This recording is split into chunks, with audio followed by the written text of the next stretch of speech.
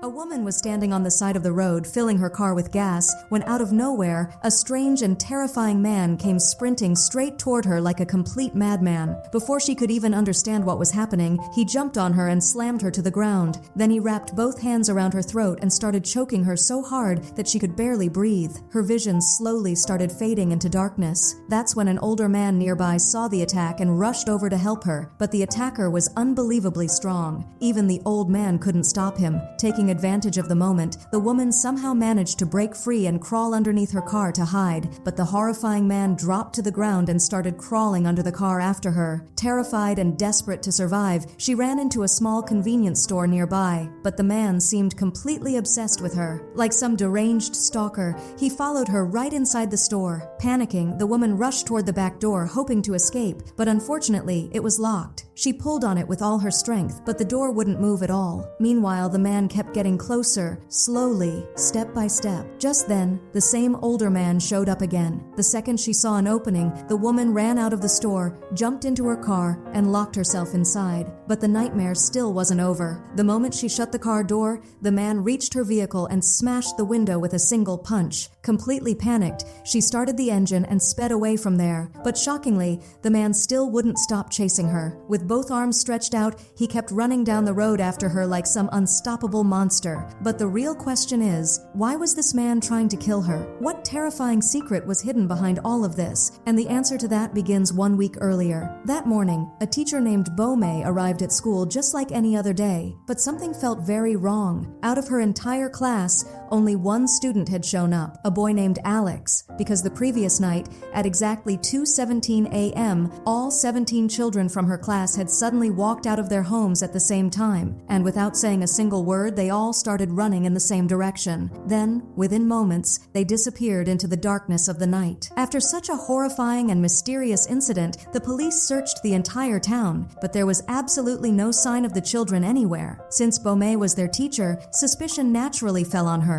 The police believed she might have convinced the children to run away, but May kept insisting that she knew nothing about it and had absolutely nothing to do with their disappearance. After a full investigation, it became clear that she neither had a reason nor the opportunity to do something like this, but the parents refused to believe she was innocent. To them, May had to be responsible because she was their class teacher. Soon, she started receiving threatening phone calls every single day. Some people cursed at her, while others warned her that if the children weren't found, she would suffer terrible consequences. One day, after leaving a supermarket with groceries, May suddenly felt like someone was secretly watching her. Her heart immediately started racing. She quickly got into her car and drove straight home. Once inside, she carefully peeked through the curtains to make sure nobody had followed her. When she saw nothing outside, she finally let out a small sigh of relief. Trying to calm her nerves, she opened a bottle of alcohol. But at that exact moment, someone started banging loudly on the front door. The sound instantly made her heart pound again. Nervously, she walked over to check the security camera, but there was nobody outside. At first, she thought maybe it was all in her head, but when the knocking happened again, and still nobody answered, she finally became angry. Gathering her courage,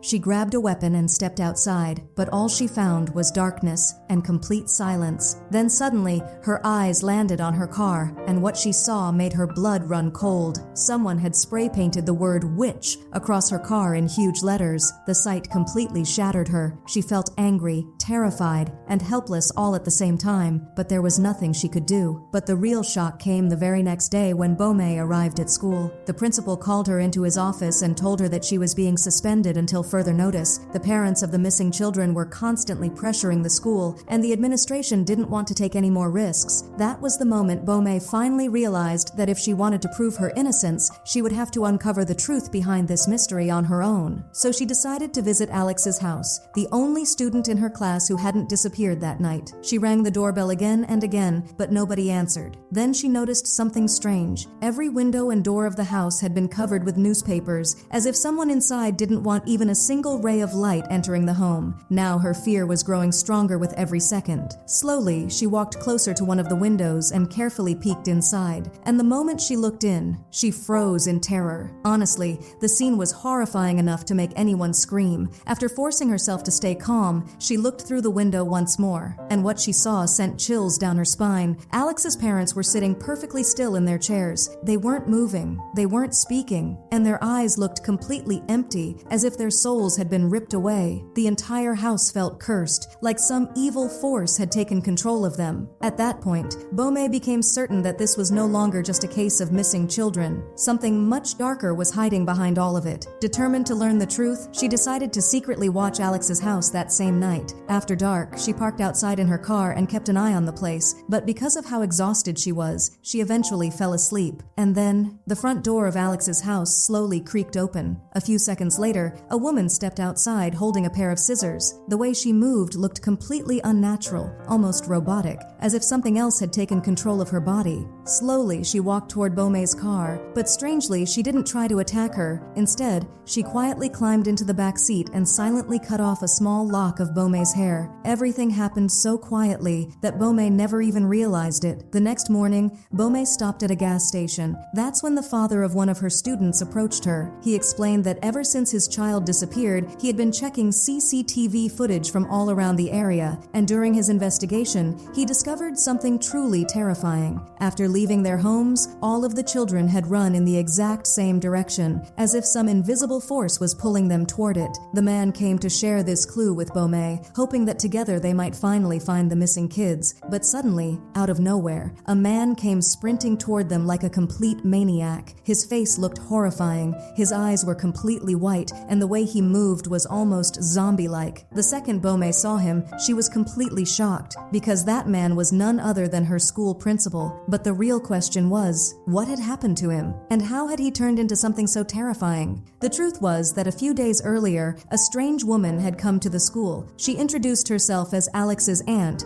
and started asking the principal questions about him. But the principal clearly told her that he could only share information about the child with his parents. At the time, he didn't think much about the encounter, but the very next day, which happened to be a holiday, that same woman showed up directly at his house. The principal found it a little strange, but out of basic politeness, he invited her inside and offered her some water. But the woman said she didn't want the water in a normal glass. She wanted it in a large bowl instead. Trying to be a good host, the principal brought her a big bowl filled with water, but before he could even understand what was happening, the woman suddenly pulled out a strange-looking twig from her bag, and wrapped around it were strands of human hair. Then, without saying a single word, she sliced open the palm of her hand. Blood immediately started dripping out. Seeing this horrifying act left both the principal and his friend completely stunned. After that, the woman placed the twig into the bowl of water. Now the principal's friend lost his patience. He thought the woman was insane, and he immediately stepped forward to throw her out of the house. But at that exact moment,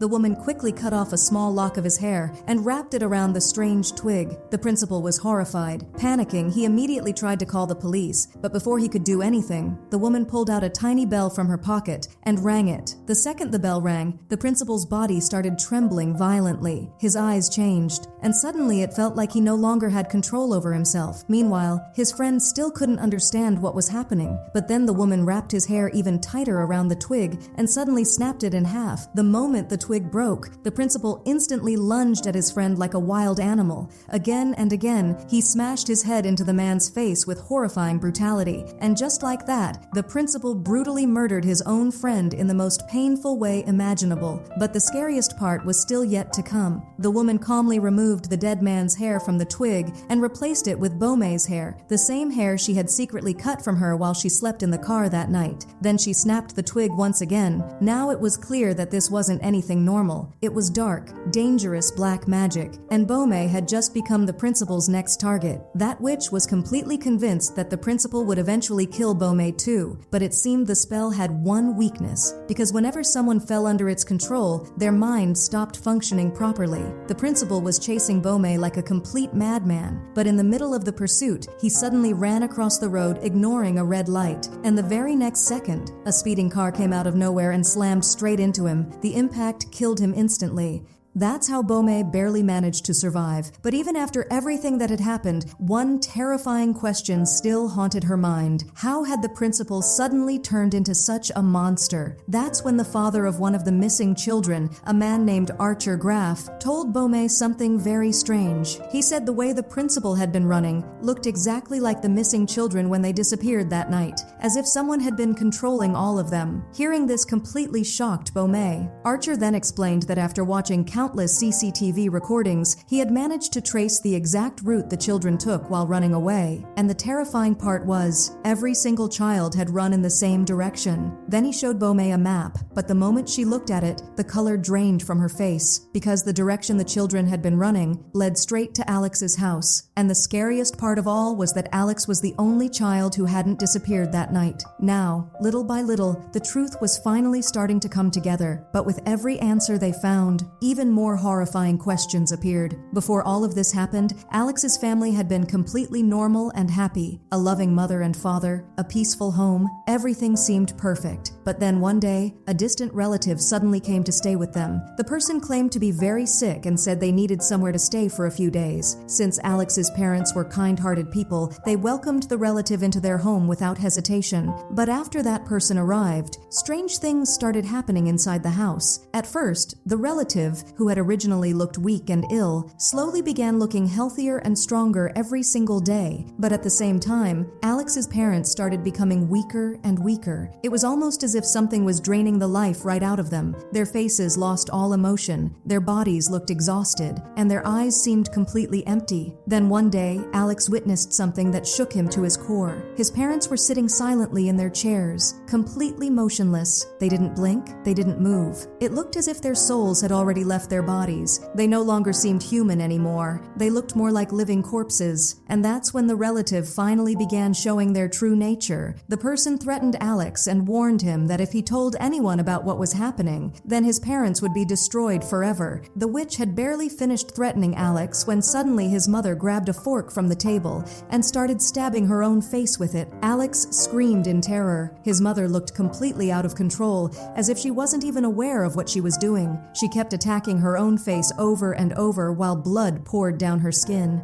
Then the witch calmly placed the magical twig into a bowl of water, and the very next second, Alex's mother suddenly stopped. Just like that, she became completely still again, as if someone had switched her off. That was the day Alex realized this woman wasn't an ordinary human being. She knew terrifying dark magic, and to save his parents, Alex decided staying silent was his only option. But a few days later, the witch started growing weak again. Her body began looking sick and fragile once more. That's when she gave Alex a new task. She threatened him and ordered him to steal something from every child in his class, their name tags, hair, or any personal item connected to them. In return, she promised that once she fully recovered, she would finally release his parents. Poor Alex had no choice. To save his mother and father, he agreed. The next day at school, he secretly stole the name tags of every child in his class whenever he got the chance, and later brought them home to the witch. That night, the witch took out a large bowl and placed all of the children's belongings inside it. Then she began chanting some horrifying spell. Suddenly, flames burst out of the bowl, and at that exact moment, the entire town turned into a nightmare. Every child suddenly woke up in the middle of the night. Their eyes looked completely empty, and their bodies no longer seemed under their own control. Then, one by one, they began running in a strange trance-like state, straight toward Alex's house. After that night, only Alex remained. The other 17 children had mysteriously vanished without a trace. The entire town fell into fear and panic. The police questioned every teacher at the school, but nobody even suspected Alex, because to everyone else he was just a little kid. But the horrifying truth was known only to Alex. Then, one night, a thief broke into Alex's house hoping to steal something valuable, but the moment he reached the basement, his blood ran cold. All of the missing children were trapped down there. The sight was so horrifying that the thief panicked instantly and ran out of the house in terror. The thief ran straight to the police station hoping to report the missing children and collect the reward money,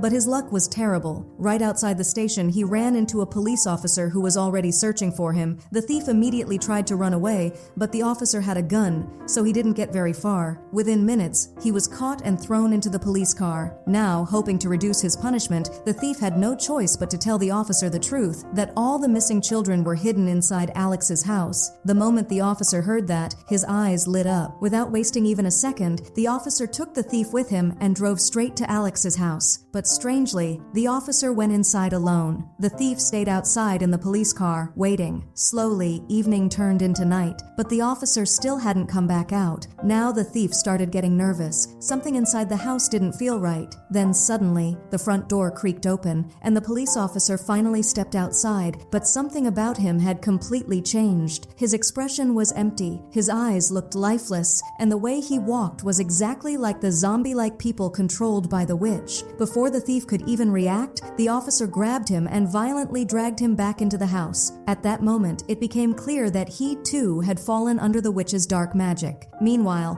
Beaumay and Archer Graff also arrived at Alex's house. When they saw the police car parked outside, they assumed the police had finally found the missing children, so the two of them quietly sneaked inside the house. But the second they entered, the witch ordered all the people under her control to attack them. Suddenly, the entire house exploded into chaos and screams. Upstairs, Alex heard the noise and became terrified. As he backed away in panic, he reached the witch's room, but when he entered the room, he realized the witch wasn't there. And that's when an idea suddenly hit him. Taking advantage of the moment, Alex stole the witch's magical items. Then he picked up some of the witch's hair from the floor, wrapped it around the magical twig, and started performing the ritual exactly the way he had seen the witch do it before. Then, using all his strength, he snapped the twig in half, and shockingly, the magic actually worked. Suddenly, all of the controlled people turned toward the witch herself. The moment she saw that, panic spread across her face. She tried to run away, but it was already too late. Her old and weakened body couldn't escape very far. Within seconds, she was dragged to the ground,